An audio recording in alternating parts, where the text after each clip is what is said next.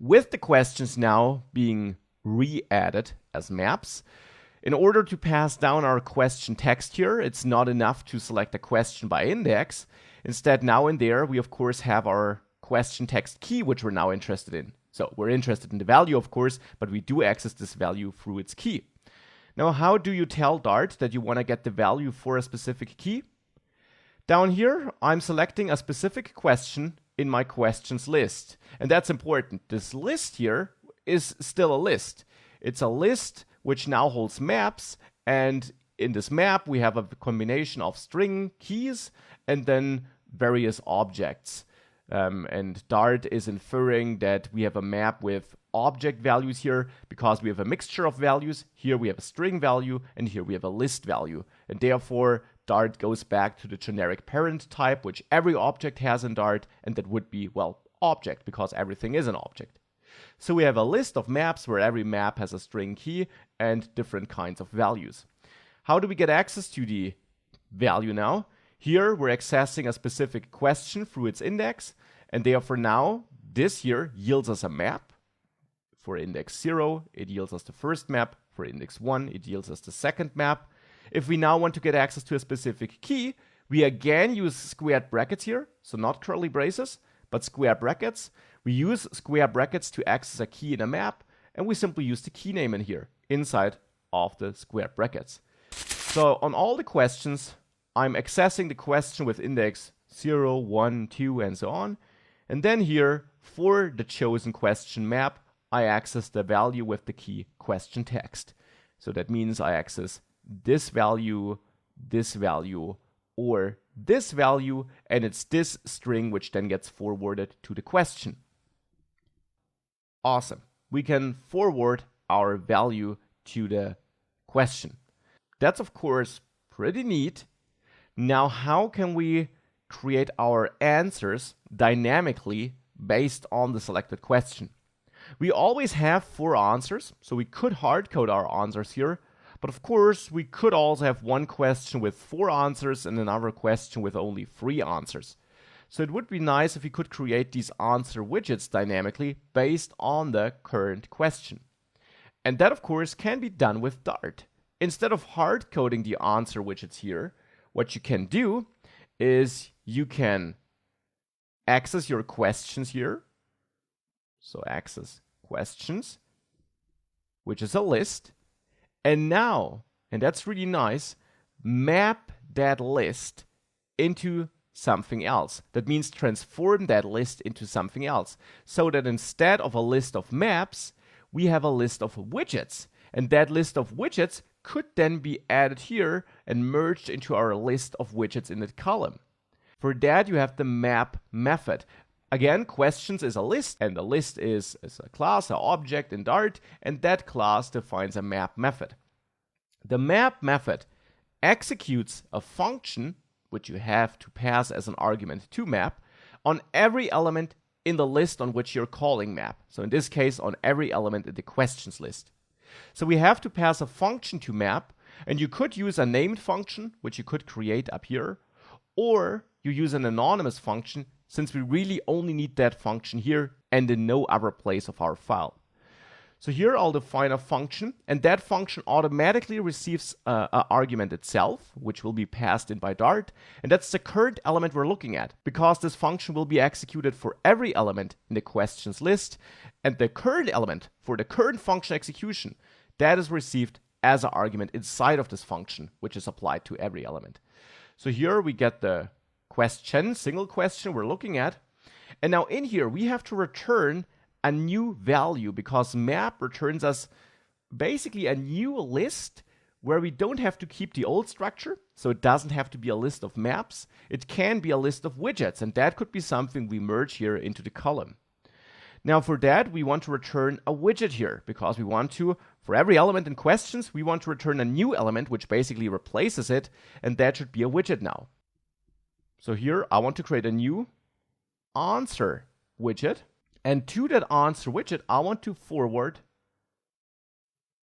question. However, we're actually calling map on the wrong thing now, because questions is a list of maps, right?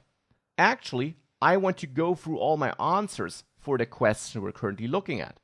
So we should fine-tune this a little bit, and here we access questions for the currently selected question index, and there we now select a key, and that key now should be answers, and that will then give us a list of answers, and that's actually what I'm interested in here. So map now takes a function which runs on all our answers, and hence in here I get answer, and I forward that answer to my answer widget. Now here I'm getting an error that map isn't defined on the class object. And the problem we're having here is that Dart fails to infer that the answers key always holds a list. It does here, but Dart simply doesn't see that. It's simply something Dart can't detect. Now to fix that, we can tell Dart that answers is a list by wrapping this part all the way up to after this answers key we're accessing here into parentheses and adding the as keyword, which allows us to tell Dart, hey, this will have a specific type. I know it. And we know that this will be of type list full of strings. Whoops, string should have a capital S. So now we tell Dart that answer here, answers which we access, will actually be a list of strings. And the error we're now getting is a different error, which we'll fix later, no worries. This, however, will work now. We can map a list of strings. Answer here, therefore, is a string. And to answer, we forward that string. Now, of course, at the moment, answer doesn't take a string. It only takes this function handler. So we should accept a second argument here in the answer widget, which is the answer text we want to output. And I also want to store this in a property here, answer text. And therefore, actually here in the constructor list, let's use this answer text, which then automatically assigns the incoming value to this property. And the answer text is then what we can use down there in our answer widget. So now we're accepting answer text, but still here when we create the widget, the answer text, which is inside of answer, is not the first value we should pass to the answer widget, but the second one. The first value should be our handler for the chosen answer. And for that, we of course still want to pass a pointer to our underscore answer question function here. So let's forward this for every answer widget we're creating. That was a lot of work, and I know that this can be a confusing setup here, mapping a list into a list of widgets. What's the idea here?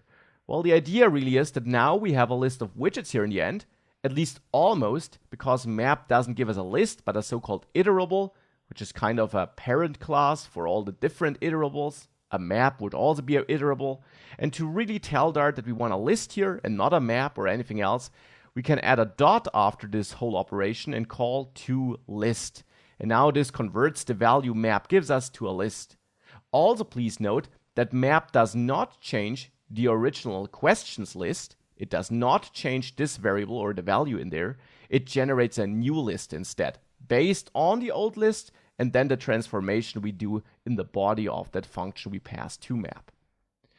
The remaining problem now is that we have a list here, and here column also takes a list of widgets, but with that we would have a nested list. We would add a list in a list.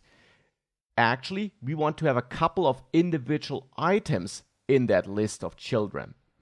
And to get that, we can use another operator that's available in Dart. It's the so-called spread operator. You can add 3 dots in front of this, and now I get a warning because it's a relatively new operator, but it is supported in the recent versions of Dart. And what this spread operator does, what these 3 dots do here, is they take a list, which is exactly what we have here, and they pull all the values in that list out of it and add them to the surrounding list as individual values, so that we don't add a list to a list, but the values of a list to a list, having only one list without a nested list. So this is what we're doing here. And with that, we're having a transformation where we transform every answer into an answer widget. We then make sure that this is a list, and then we take these generated answer widgets and we add it to this list here. That was a lot of work, of course, but with that, if we save this, we indeed see 4 values here for our 4 answers, and if I choose one and we go to the next question, you see that these answers change. And if I click again, since I already was on the second question, now I get an error because now I try to advance to a question which we don't have.